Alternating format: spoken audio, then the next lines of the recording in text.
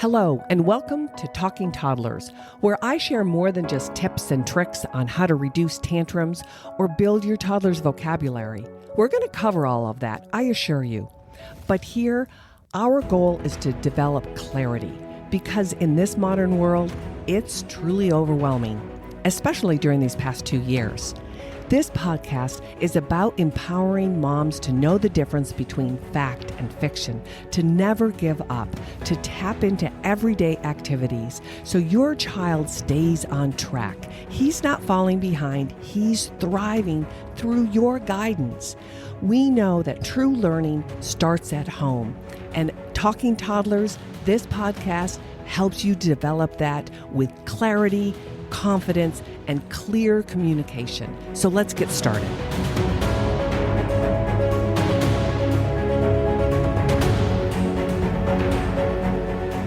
So today I'm going to dive a little bit deeper in not only what we should feed our new babies and toddlers and preschoolers, but why. Why is it so dang important that we pick real food instead of packaged food? Why is it so important that we sit down and enjoy this meal together versus eating on the run? Why is it important to help build regular meal time versus snacking all day, every day? And how is that impacting brain development? Because that's what I've been doing for 35 years. Looking at how does the brain learn to learn, and we have to give it nutrients to grow and develop and build these neural pathways, this intricate system, and it can't be done haphazardly. It just can't. We can't afford it anymore. Our children are suffering. You know this. I know this. The numbers prove it. Look at the kids with all kinds of developmental issues, emotional issues, self-regulation problems. Look at all these symptoms, and we'll touch upon them a little bit today. But I've said this before, if I was a new mom or thinking about being a new mom, I would dive so deep into really understanding the nutrients that we're giving our babies and how to help that support his or her development naturally. And parents, you may have heard little bits and pieces of all of this, but my purpose on this podcast is to help you connect the dots. So let's look at the brain. What is the brain? The brain is the most energy-sucking organ in our whole body. It uses up and steals up to 25% of all energy sources. So it's pretty dang important what, how, and when we feed it. The brain is also chemically based, right? Everything we do, when I reach forward to grab my cup off of the table, when I think of my to-do list, when I speak to you, when I decide what clothes to wear in the morning, all of that is thought-provoked and motor-provoked and chemistry-driven. So if we don't support the brain chemistry properly, then no matter what we do, whether we have the best books in the world, or we have the best schools in the world, or we have the best therapies in the world, and this is where I'm coming from, because when my clients come through the door, I have to address the food and nutritional choices, because no matter how darn good I am, and I think I'm pretty darn good, it's like walking up a hill with your hands tied behind your back and dragging a cart full of rocks. It's really, really labor intensive. So some of the barriers that we need to look at would impact and create a picky eater or someone who is very, very restrictive in their food choices. And what I love to talk about, oral motor issues. It impacts the speech development and their ability to chew these foods. And again, they go hand in hand. So if a body, a brain, is running on deficit, meaning you're not giving them the nutrients they really, really need, then the energy, remember the brain needs 25%, the energy is being used to survive, and it takes it away from speech development, oral motor, that fine motor coordination.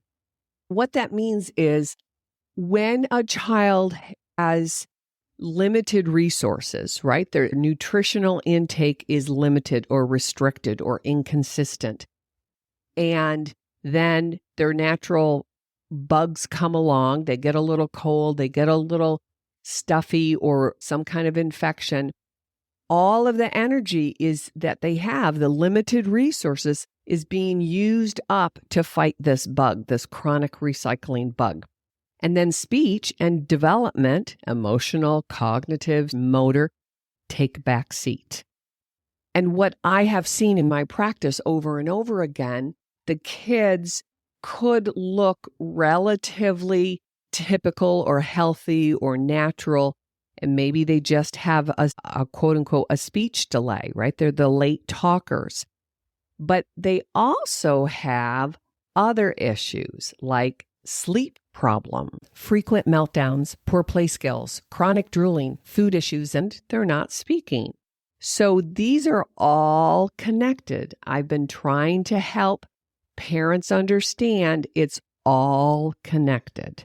And we can't compartmentalize the human being, even though we try. So yes, there are many reasons for late talkers, and there is a certain percentage that will just kind of catch up on their own.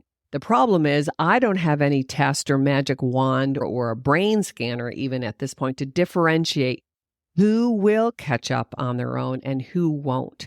We do know about 35% of all late talkers will not catch up on their own. We also are seeing a rise in the numbers of late talkers.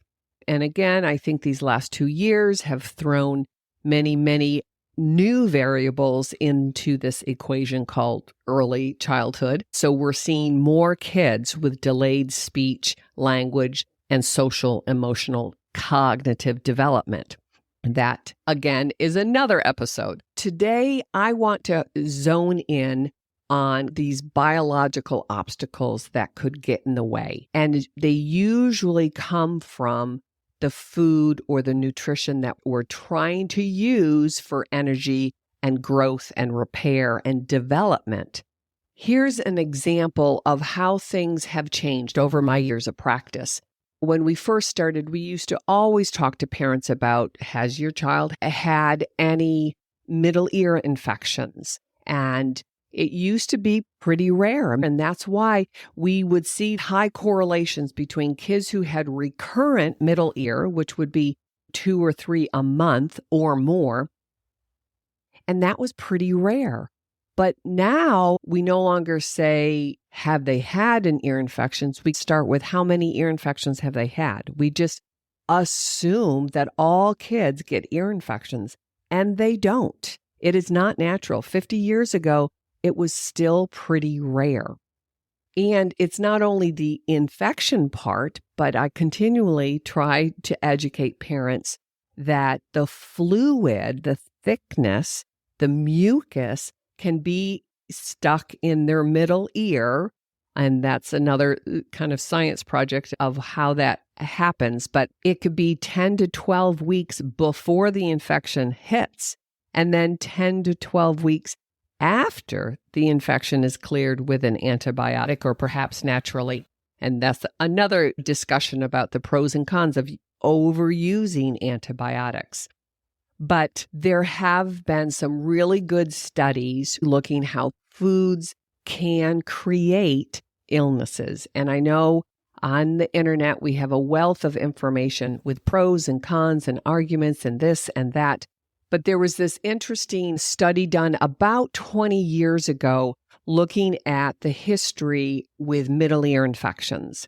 It was a large group, too. It was a pretty good N. I think it was close to 1,000 children. But by simply removing 4 foods, they were able to reduce middle ear infections by 89%.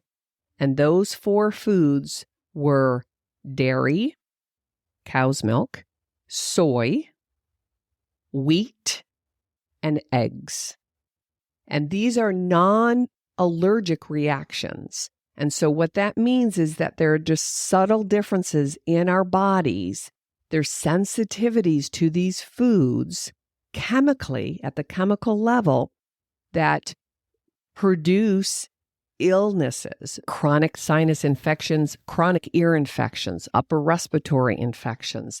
That then snowballs into your energy level and your ability to chew and play and engage and get food. And then it becomes this big kind of cluster of issues, and nobody knows how to separate it all out. But this study was pretty profound with just simply removing these four, and the primary was dairy, but that it reduced middle ear infections by 89%. And I think it's still true to this day that the United States tends to consume cow's milk for children because we have this idea that milk is fundamental to our human diet, and it really is not. And in the UK, the ear infections are significantly less compared to the United States, and we have often felt that it was due to giving our children glasses of cow's milk to drink. So it builds up over time. It's not like you have this allergic reaction to shellfish or to strawberries and your throat starts to close up. But these sensitivities means you wake up the next morning a little more congested or really hit a slump in the afternoon and you just don't feel right. And when we're talking about a 1-year-old or a 2-year-old or a 3-year-old or even a 6-year-old, they don't put 2 and 2 together and say, oh, my stomach is a little gassy. I don't feel right. My head is kind of throbbing. And they're subtle. But what we see as the grown-ups, and I take a pretty thorough history on my kids that I work with, I always ask, is there a history of reflux? Do they have poor sleeping habits? Do they wake up chronically? Do they snore? Are they chronically congested? I know, again, because I hear it day in and day out, and some of the parents look at me like I'm from Mars, but those things are not typical. They're once in a blue moon, yes, but they should not be every day, every week, that one of these things are impacting your children's daily life. And so what it can do is cause an irritation in the gut lining. You may have heard people talk about leaky gut. And what that does, it doesn't necessarily make a lot of kids, even though there are some kids that will double over and have gut problems and pains and aches. But again, they don't have the cognitive or the language ability to talk to you. And sometimes it's delayed. Sometimes it's 6 hours later or the next day. And it's cumulative, right? If you have a glass in the morning, you have some more milk at dinner, and then by lunch the next day, he's having a complete meltdown at school and nobody connects the dots. But there's an irritation that just makes kids grumpy and their mood goes up and down. And I know I hear doctors, I hear therapists, I hear parents, I hear teachers. They kind of dismiss it all, this grumpiness and this moodiness. And it's true, dealing with a 2-year-old or a 4-year-old, there's some grumpiness, but to what level of degree? And is it chronic? Can you step back and connect any of the dots? With these late talkers, they're having these communication issues. Do they have eczema?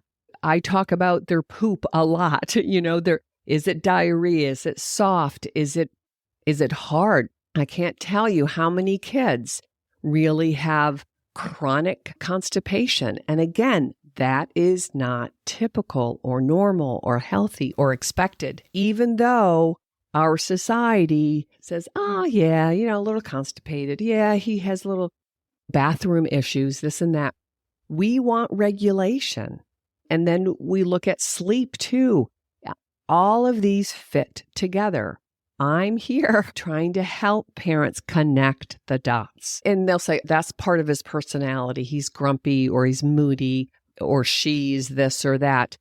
I don't think that they're really personality traits. You can have different styles and temperament styles, but to be chronically grumpy or moody, or it doesn't take much to flip that switch and they just have a meltdown. I think, and a lot of therapists that I know out there, because we're in it, we see it, we're in the thick of it. And like I've always said, I dive deep. I keep asking questions. I keep reading. I keep up on the research, much further and deeper than just what American Speech and Hearing Association looks at. I go to other disciplines. I say, what's going on with these kids? Because the numbers are rocketing. And so when I look at the whole child again, I say these are symptoms. They're telling us. The body's telling us. The kids are telling us with behaviors. We have to really help them figure it out. And if you go back to that old study, well, what if you just remove those 4 items and what happens? When a family calls my office, and I give them a good 45-minute to even to an hour consultation on the phone, that initial, whether they choose to come in and see me or not. But I would say 3 out of 5 families, when I say, just cut out cow's milk for a week before you get in to see me and tell me how it goes. I'm so grateful for those parents that say, okay, I'll just, tell them, oh, there's no more milk today. And then after 3 days, they stop asking. They don't even know it's there. Some families will replace it with sheep milk or almond milk. I don't even go there. I mean, recommended wise. Again, I'm not a nutritionist. I'm not a doctor. I'm just sharing what I've learned in the field and what I've surmised in my reading. And families are open. And when you're open, then I know you're going to be a great family to work with. So some of the things that parents could ask themselves, has there been a lot of reflux, or are there rashes, or what's colicky? Was he or she colicky, and what the heck is that? Again, us therapists who are in the thick of it, not the pediatrician who only sees them for about 5 minutes every 3, 6, 8, 12 months, we see it. Is there a lot of eye goop? Again, the constipation, what are the poops like? Do they have an aversion to going poop? Because lots of my kids that I've looked at, that I've worked with, had a bad constipated experience, and now they don't want to go because it hurts. It's a painful experience, and all it takes is one bad 24-hour period, and the poor kid is literally holding back. Then what's going on when you're trying to feed them and help them learn new foods? Are they receptive? Are they engaged? Or is there a lot of crying and fussiness and uncomfortableness? Do they gag and choke and spit the food out? All of that, once in a while, sure. But chronically, each and every day, that is not natural. That's not normal. That's not what we should expect. Those are symptoms. They're telling us, this isn't working for me, Mama. This isn't working. Help me out. I want to do better, but I don't know how to tell you that this is uncomfortable. So another key thing that kids will do, or parents will report, is that some of these kids are progressing. They're rolling over, they're starting to crawl, they're starting to coo and babble. Speech and motor skills and language and attention and all of that appear to be progressing naturally. Mom and Dad really hadn't noticed anything out of the ordinary. They're probably just looking at it in general terms, as they haven't had need to dive deep. But nothing is really drawing major concerns. And then all of a sudden, they stop developing, or they stop talking, or the speech really does take a back seat. And so I always look at parents and help them connect the dots and say, what was your gut telling you? And they're saying, just as more foods were introduced, and then they stopped trying to eat new foods, they just pushed it away. And parents usually know what's going on. They might not be able to articulate it or connect the dots, but they know in their gut that it feels different, that my kid is changing, that they're not open and receptive to trying new things and exploring, that they're less attentive and less engaging with me. So something's got to be going on. I mean, it's only logical, right? And us adults in the room, when we eat something that doesn't sit well, literally, and it feels uncomfortable in our digestive system, or it gives you heartburn, or it makes you congested, you feel grumpy and horrible, and you don't want to participate in life very much either. And so again, these little guys and gals are telling us that this isn't working for me anymore, and something that you're giving me is disrupting my ability to engage successfully in a wide variety of opportunities. So today, I want to share some learning that I've acquired for the last couple of decades. And again, I share this information with my families. I do always steer families back to their pediatrician. But at the same time, I recognize that pediatricians aren't always on the same page as me or therapists or other people that kind of think outside the box. And then we all politely agree to disagree. And I tell parents, here are a couple of links. Go do your own research. Talk to your doctor. See if you guys can align your concerns. I always ask parents to bring a 7-day food list. So I look at variety, the texture. I look at processed versus real food. I also look at what are they being expected to do. If you give them a lot of processed foods, packaged foods that melt in their mouth, they've never really learned how to chew. And what is that doing to their gut? And then one of the big things that's pretty popular with therapists like myself, nutritionists, naturopaths, chiropractors, is using fish oil to help with the chemistry that could be missing in a lot of these early children's speech and language development. So let me clarify that. So I look at what obstacles can we remove with processed foods, as well as dairy, wheat, and soy? And then what can we add to help support the nutrition that's needed for speech? That physical part of talking, and it's wiring the brain. And in order to make those neural connections, we need some very specific chemistry to go on in the brain. And so one of the things that we do know based on the last 30 years of research is that the brain really thrives on long-chain fatty acids, and that's what fish oil is. So based on my reading, that EPA and DHA, those are the fish oils, are long chains. They're about 20 to 22 carbon lengths. They are not part of the essential fats. And what the science tells us is that we make them from essential fats. And the truth is the brain prefers these fats over anything else.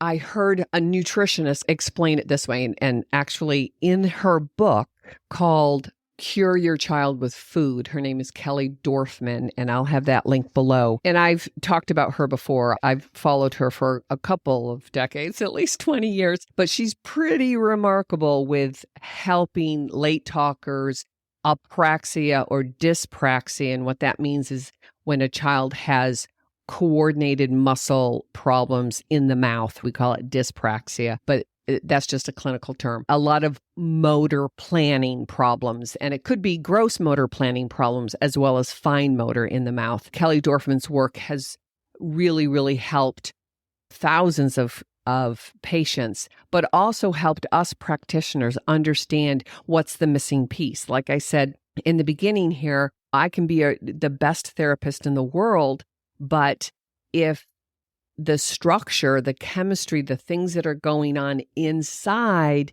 is not functioning well, then they're not going to be able to take in this experience and help build these neural connections.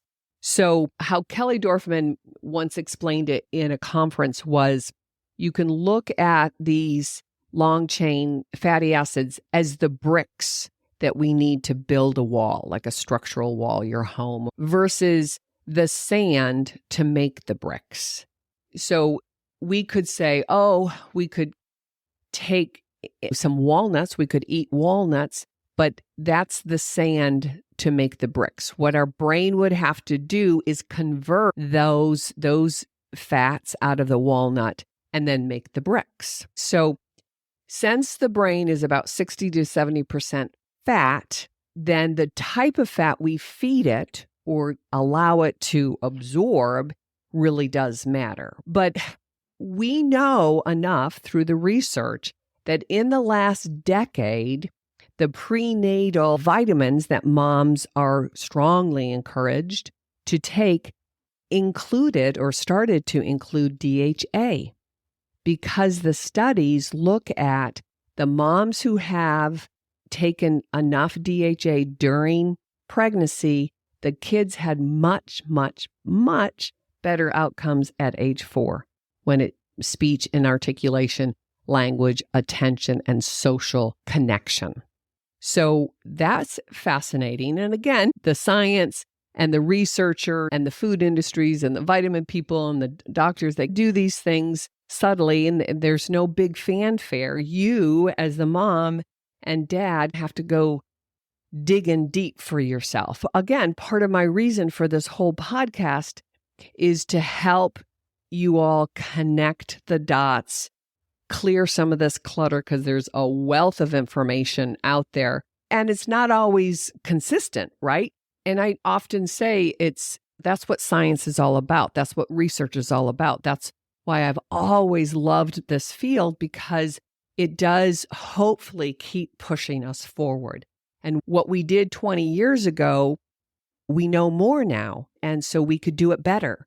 And yet at the same time, because of our modern world and our food and our lifestyle and, what we've done to the soil and how we spend these 24 hours and all of that, that too has brought on its own issues. So we always have to be conscientious and diligent in what's happening now and how can I do better. And so I think it's, again, trying to connect the dots. It's pretty fascinating that 10 years ago, they started putting DHA in the mother's prenatal vitamins because we know it affects the outcome of her child 4 years later after birth. Wow, that's pretty profound.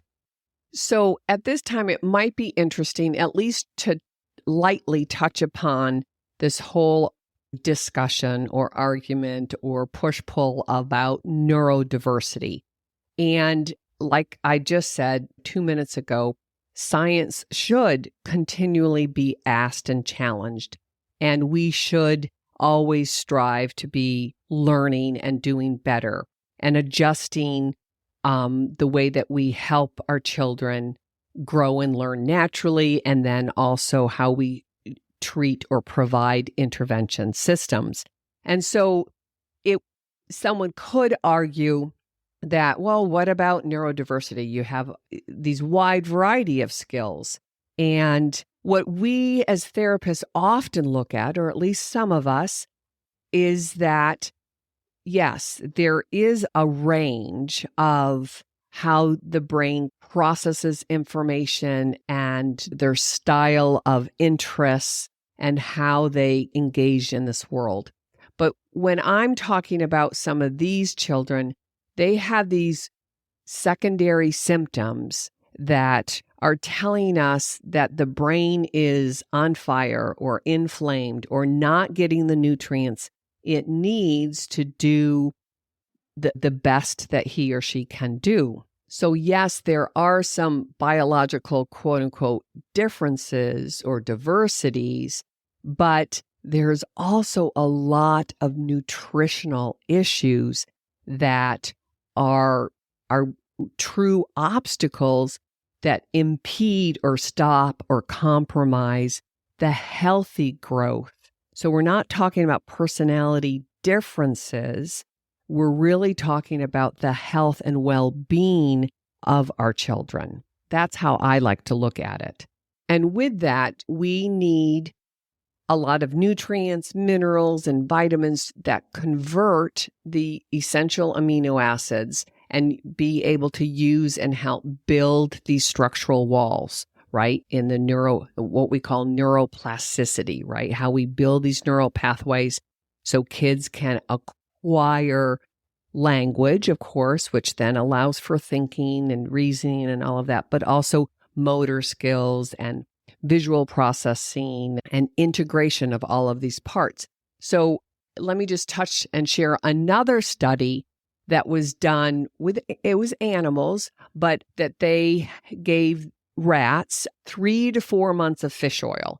And then they examined them after they were no longer living with us. But that's what science does, unfortunately. But it helps us understand what's going on structurally in us humans. So they looked at the brain differences just after 3 or 4 months of feeding the pups fish oil.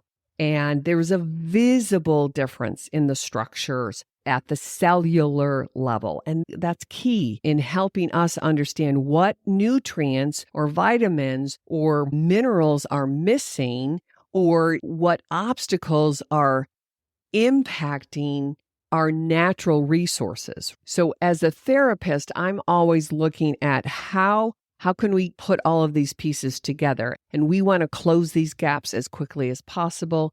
We want to make sure that the lifestyle pieces are working together so our children grow and learn and develop and thrive and are happy and challenged and just blossom over time. We want some struggle, right? We want them to fall off their bike every once in a while and skin their knee. We want them to erase the paper and figure out how to spell that word or calculate that math problem. Those kinds of challenges are good for learning. But when we can't communicate properly at the chemical level, then all of that stuff is moot, because a child isn't available to learn, isn't available to understand how to navigate this world, because he or she is on survival mode. And we've talked a lot about that. That's how the body is designed, that if there's a problem, a physiological problem, then I'm going to do everything I can to survive. And I can't take on learning how to play nicely with my peers, or I can't sit up in the high chair and chew this broccoli because I can barely hold my head up straight and I just want to lay down, or I just want to run around in circles, because if I don't, I'll just lay down on the floor and fall asleep. So we can start with looking at whole foods, right? If you exclude those 4, the dairy, the soy, the gluten, and eggs, if your child is struggling. But and I think all children shouldn't have cow's milk to drink by the glass. The food changes when we turn it into cheese and yogurt. That's a different food substance. But drinking milk by the glass, I just recommend to families, go without it for 3 days or 5 days or a week and see what happens. So I think that's something important to consider. So in my research over the years, looking at various nutritionists and the gut-brain connection and what's happening to our children, there's another supplement that goes hand in hand with adding fatty acids, that fish oil, to a baby's nutritional makeup. And that would be choline. I'm very familiar with what it can do anecdotally, as well as some of the research. But this is one supplement that really speaks to the neurocomplexity, and that there's been a lot of research looking at how choline helps with the motor planning for speech.